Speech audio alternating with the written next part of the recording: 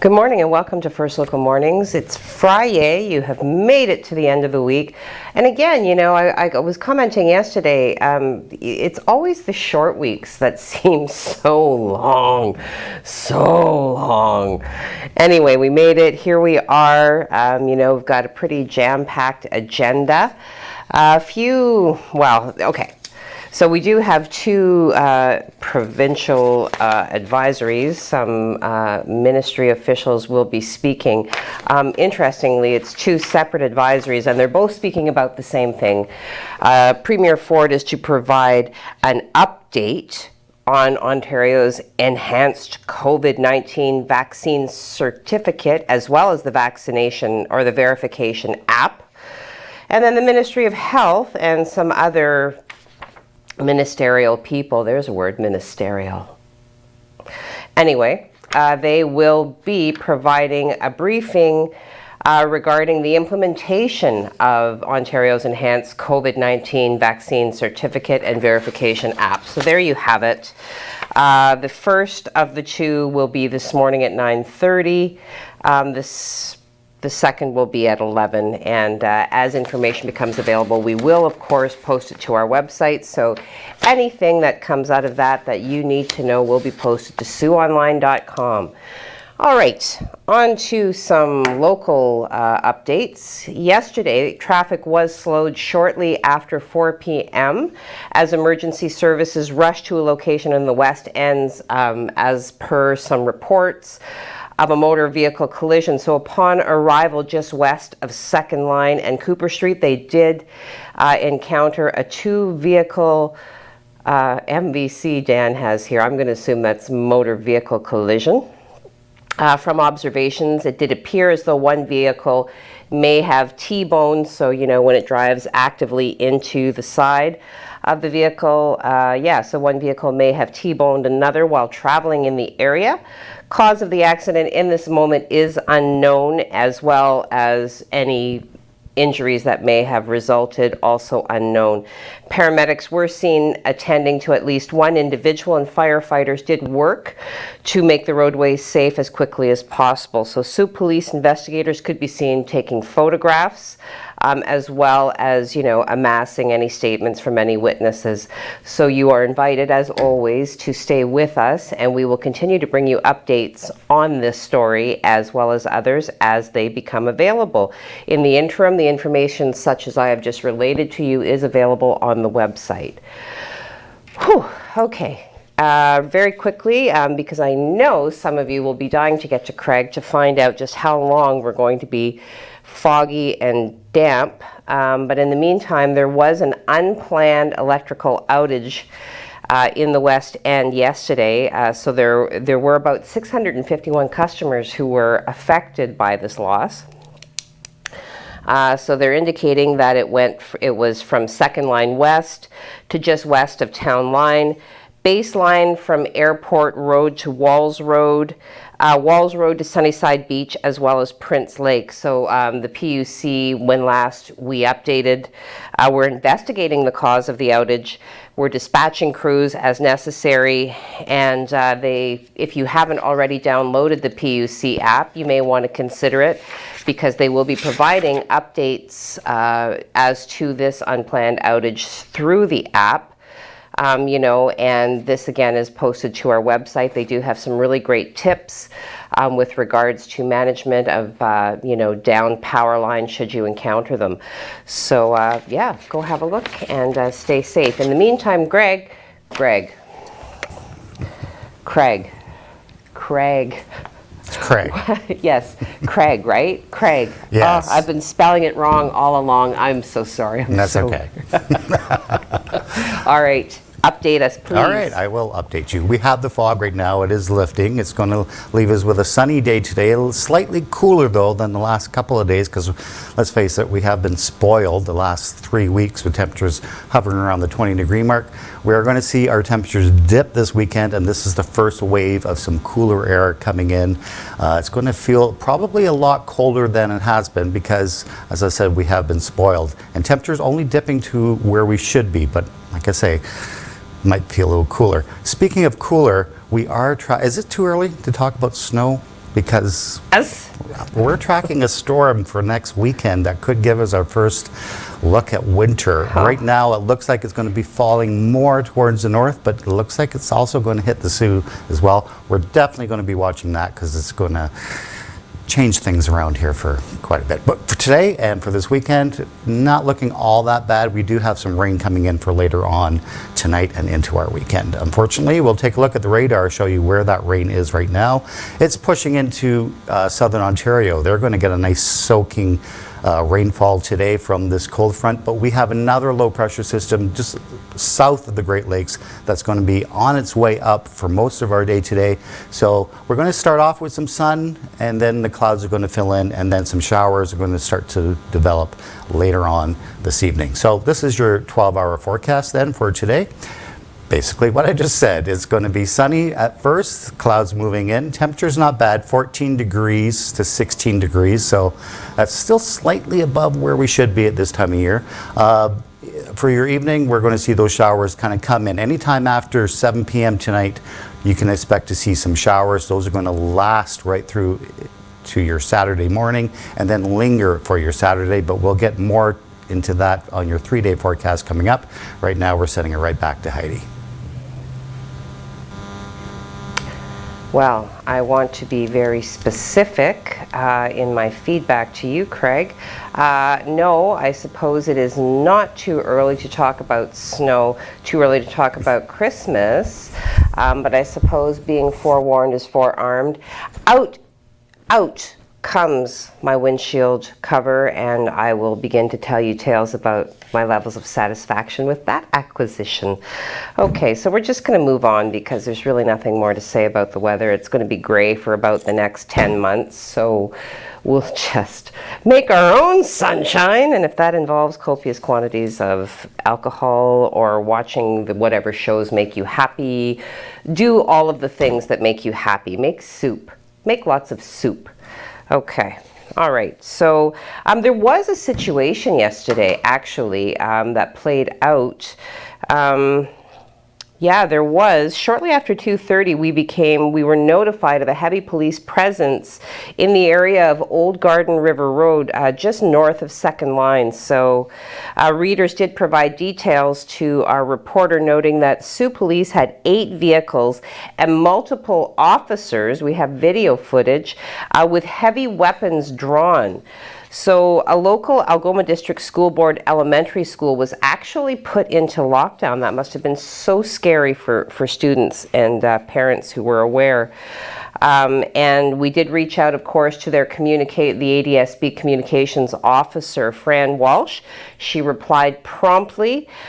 She did issue the following statement. As a precaution, Terran-Taurus Public School was placed in a hold and secure briefly yesterday afternoon while police were managing a situation on Old Garden River Road. The situation was resolved and the hold and secure at Terran-Taurus Public School was lifted, with school operations returning to normal. So multiple readers have told us that St. Mary's High School was also put into lockdown for the duration of the police event. We have reached out to the police service for comment on what occurred, specifically to prompt such a significant response. So we were able to get an update from Sault Police Services at about 20 past 4, about a half an hour after we reached out. So the Sault Police Services communications manager did reach out and provide us with a statement. It was nearby the schools. There was a report of a gun in the area. It's been resolved peacefully, with one man taken into custody. This, of course, coming from Lincoln Laudit, the Sault Police Services communications manager. He was quick to note that there were no injuries reported, charges are pending, and further information will be made available likely tomorrow, which of course would be today. So as information becomes available on this very important story, we will continue to keep you updated. All right, time for us to take a break. I'd like to say I'm going to wet my whistle, but I've already burned through my coffee, so today you're just riding on personality. There's not enough caffeine here to keep this going. So go fill your cup, enjoy your coffee, and listen to these important words from our sponsors. We've got so many. The Refinery, we've got the Bush Plain Heritage Center, we've got Maker North. Listen to their words because they're important. I'll see you in a bit. First Local, supported by James Seaton, Mortgage Specialist. Your new home doesn't come with mortgage advice. I do. Call James Seaton, Mortgage Specialist, RBC, 705-975-1519. Just once in a while, at parties and stuff. If that's what your kid says, they'll probably also tell you that it's not a big deal. But that's no reason not to talk about it. You could tell them that you think that's a good thing and that you're really happy they don't use it that often. Then ask them why. Maybe deep down they know it's bad. They just need your help realizing it. From there, it should be pretty easy to drop off the hint that their brain is still growing and that they shouldn't smoke pot. At least not until they're older. Visit drugfreekidscanada.org for more tools to help start the conversation.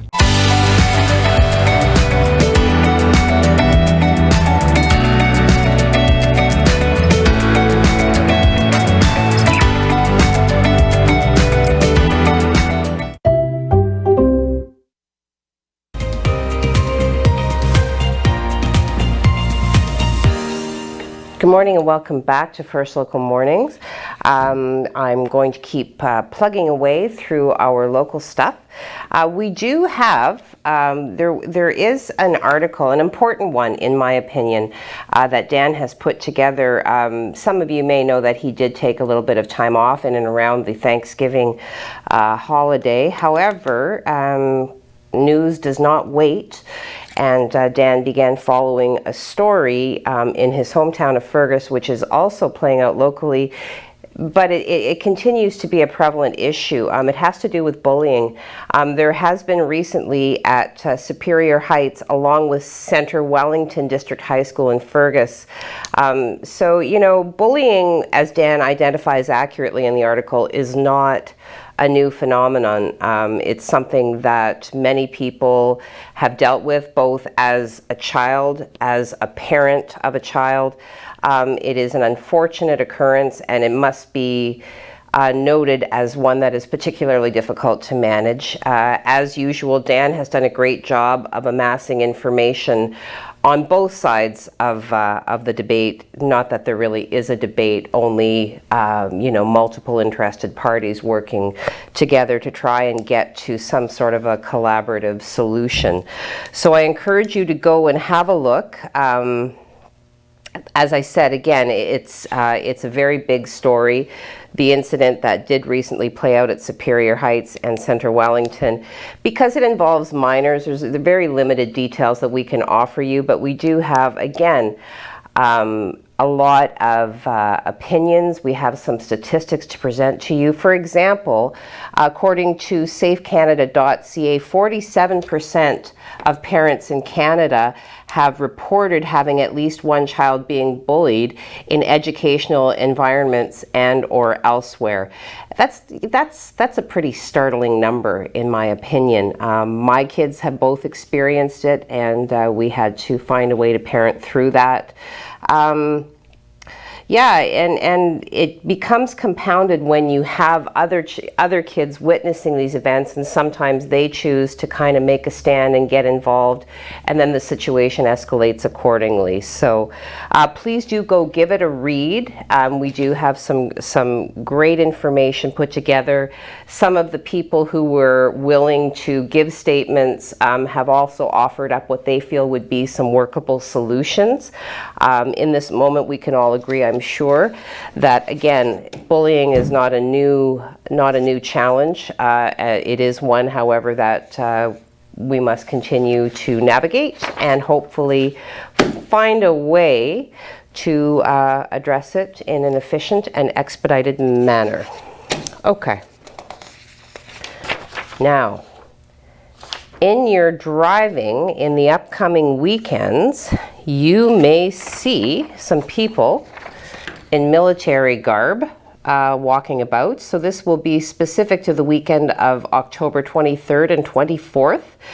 They are indicating, this is coming from the 49th Field Regiment, they're indicating that approximately 50 Army reservists from local unit will be involved in an exercise, some dry training actually. So The public is advised that they will see military vehicles traveling in groups on the dates indicated, those being again October 23rd and 24th. They could be anywhere in the region of Pine Street, Wellington Street, Queen Street, Lake Street, Second Line East and West, Airport Road, as well as in the vicinity of Topsail Island and Bellevue Park. So the soldiers conducting operations may also be visible in the area of the Armory and Pointe de Chêne Park. Okay, and the unit will be conducting training with personal service weapons. So if you see military vehicles, you see military individuals with personal service weapons, please do not be alarmed. These, Mike, shh. These are part of an important dry training exercise. Areas such as Topsail Park, which will be active in the training activities, will be closed to the public on those days. As well, there will be, in celebration of the Royal Regiment of Canadian Artillery's 150th anniversary. That's like sesquicentennial, isn't that what that is, Mike? Do you know? Yeah, sesquicentennial. Anyway, just wanted to put that word out there. During the gun salute, the soldiers will fire up to 3 blank 105 millimeter rounds. People are encouraged, although you will not be able to be close to that, obviously, you are able to observe the gun salute from Bellevue Park parking lot. So motorists are being advised to be cautious as the units involved in the training will be traveling in groups on public streets. And again, do not be alarmed if you see them carrying rifles and support weapons. Okay. 2.5 minutes. Okay, well, we've also been following some stories suggesting that some of the restrictions that have been associated for 19 months now with COVID-19 could be coming to an end, or at the very least being reduced. Okay, so there's been a lot of speculation, particularly since, in Southern Ontario, some of the bigger sporting venues have lifted the limits on their capacity caps. Now, a senior Ontario government source said the province will soon announce a plan to end capacity limits in venues such as restaurants and gyms. As we all know, restaurants and gyms have been very hard hit with the restrictions and the ongoing closures and the capacity limits. So now this source, who wasn't authorized to speak about the pending announcement publicly, did say that the province will release a plan late next week for exiting Ontario's reopening framework. Oh, do we have canned applause, Mike? Oh, no. Okay, well, imagine the canned applause. Okay. They're going to be releasing a plan which will include details on when more capacity limits can be lifted.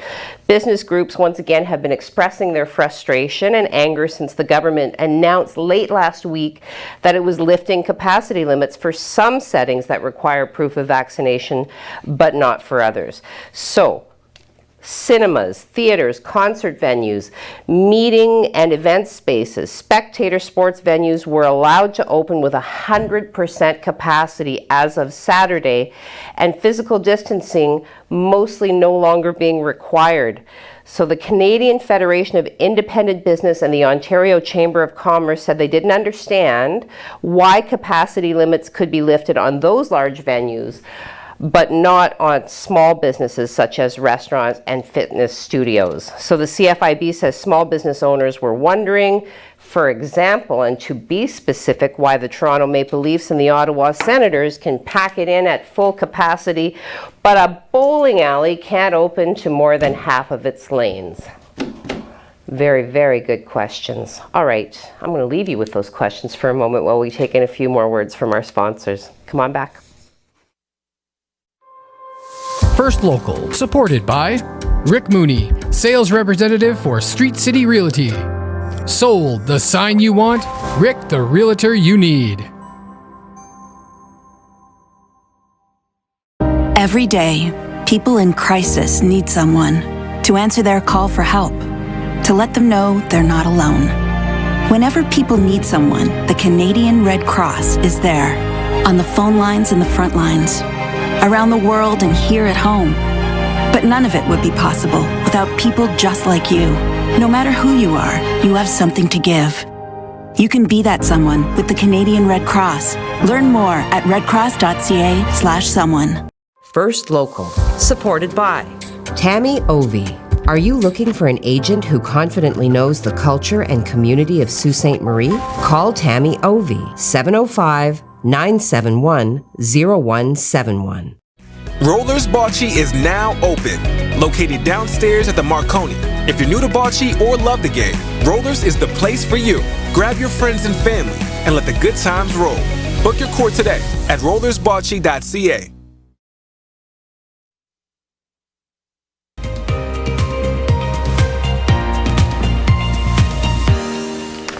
Well, good morning and welcome back to First Local Mornings on this Friday, October the 15th. I'm going to do a really fast factoid. I hope that doesn't mess you up too much, Mike. It was on this date, October 15th in 1995, that Paul and Linda McCartney were the guest voices on The Simpsons. There they are, in an episode called Lisa the Vegetarian. Now, both the McCartneys in that moment, and Paul McCartney continues to this day, staunch vegetarians. So Macca's stipulation for appearing in the episode was that Lisa's decision to become a vegetarian would be a permanent character change, to which the producer, David Merkin, agreed. So no hair flip there, Lisa. You've decided to be a vegetarian and you will remain a vegetarian. Yeah, so we're going to flip back over to Craig before we hustle along into a few more news items and then get to some social media. Craig, just crush the rest of what's left of my soul. Let me know. Just tell me. And thanks very much, Heidi. Today we are getting a bonus day. We're going to see a little bit of sun once this fog lifts, and temperature's not bad. We're just off a little bit today, but there is a major change coming. And there's two things coming. There's one this weekend and one next weekend we're watching.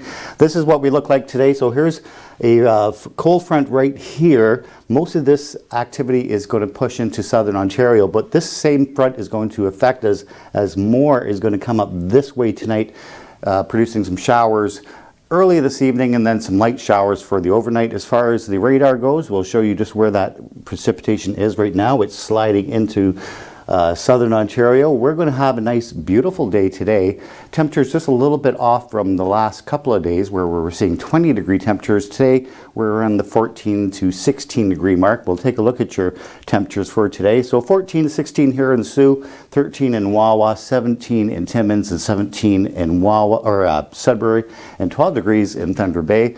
And we're going to see those temperatures just dip a little bit for the weekend and then rebound early next week. But this is what we look like for today. Here's this low pressure system. That's our weather maker coming in for later on tonight and also for our weekend, because it's a slow mover. It's traveling up, so it's going to take a while to get here. But once it gets here, it's going to stick around, but not give us lots of showers, just basically mist and some scattered showers for the most part. There are going to be some pockets of some heavier showers. That's coming in for later on tonight. This is what we look like for the next 3 days. We are going to, there we go, for today. Basically sunny skies, but we are going to see those clouds fill in for later on this afternoon. Temperatures around 14 degrees. The winds are going to be from the west. 12 degrees for overnight tonight with showers, and some of those showers could be heavy, but they're going to taper off towards the morning. And for Sunday, those showers kind of stick around. Temperatures dipping to 11 degrees, but then guess what? We come right back up to about 19 degrees early next week before we start to fall like a rock, because we are watching a system, and it's a pretty potent system for next weekend that could give us our first little dash of snow. So we are definitely watching that for you. That is your weather right now. Have a great weekend. We're going to send it right back to Heidi. Okay, well, welcome back and thank you for that update, Craig. I'm going to rip a tiny band-aid. 2 cases of COVID reported in the Siouan area yesterday. Cases 480 and 481. Exposure category for 480, international travel. And close contact for 481. Both are reported to be self-isolating. Rolling totals, 171,223 tests have been administered locally. My pen is weeping. We have confirmed, again, 481 cases. 6 cases are reported to be active, with 1 person currently in hospital. So I mean, the numbers provincially continue to be relatively low. Yesterday, 417 new cases, 3 additional deaths.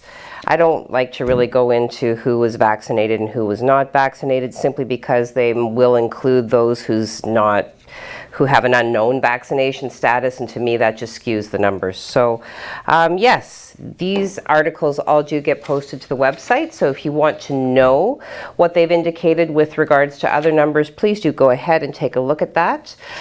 Reminder that tonight local amateur comedian Ben Albert is hosting an open night, or an open mic night at Tassie's. Doors will open at 8:30 with the show getting started at 9 o'clock. You can show up and bust it out if that's what you want to do. Okay, one more factoid and then into social media. It was on this date, October 15th in 1951, that the I Love Lucy show debuted on CBS. Oh, I like this one for sure. Of course, starring Lucille Ball, and her, she did insist that her real-life Cuban husband, Desi Arnaz, play the role of her husband. Executives were reluctant. They didn't actually think that audiences would buy the marriage between, an all-American girl and a Latin man. But to prove them wrong, Lucille Ball and Desi Arnaz began performing a vaudeville act together, which was a hit, and they were correspondingly given their show. Now, most of the shows at the time were broadcast live in New York area markets, and the rest of the country watched later from very low-quality kinescopes. Arnaz, however, wanted to film the shows live and broadcast the high-quality films later. The studio balked because of the cost. Arnaz agreed to cover the cost in exchange for the rights to the films, which was later considered to be one of the shrewdest deals in television history, as Arnaz reaped huge profits from the rights to the reruns. Okay, so let's get into social media now that I've regaled you with things that I find interesting. And in social media, we have the following. We had about 10, we're up to 12. Okay, great. So we've got Bradley Evoy beating everybody to the punch this morning. Good morning with 3 exclamation points. Best I can do, Brad. I'm completely out of coffee. Happy Friday with a peace sign. Happy Friday to you. Merci beaucoup. I hope that things continue to go well for you. Merci, and that you're home soon. Morning, everyone. You look extra beautiful today. Happy Friday. Thank you very much. Merci. And hope you're home soon. Margaret McKay, good morning all. Good morning to you, Margaret. Ooh, new name, Terry McCoy. Hello, Terry McCoy. Are you the real McCoy? Because you've never heard that before. Anyway, thank you for watching. Good morning to you. Destiny Kerr, good morning, everyone. Someone bring her a fresh coffee. I know, right? What is happening in this world? But good morning to you, Destiny, and thank you for wishing me coffee. Good morning from Kimberly Seabrook. Happy Friday. Enika, good morning. Bradley with a joke. Go to the feed because I don't have time. They're whispering in my ear. Marge Gray, good morning from Marge and Carl. Evan McColeman, happy Friday to you. Kimberly, happy birthday to my mom and my good friend Catherine T. Good morning, Noreen. Good morning, Catherine. Happy birthday to you both. And Nadine Bonnet, all the way from Medicine Hat, Alberta, says have a great weekend. You have a great weekend. I'm going to see you all on Monday.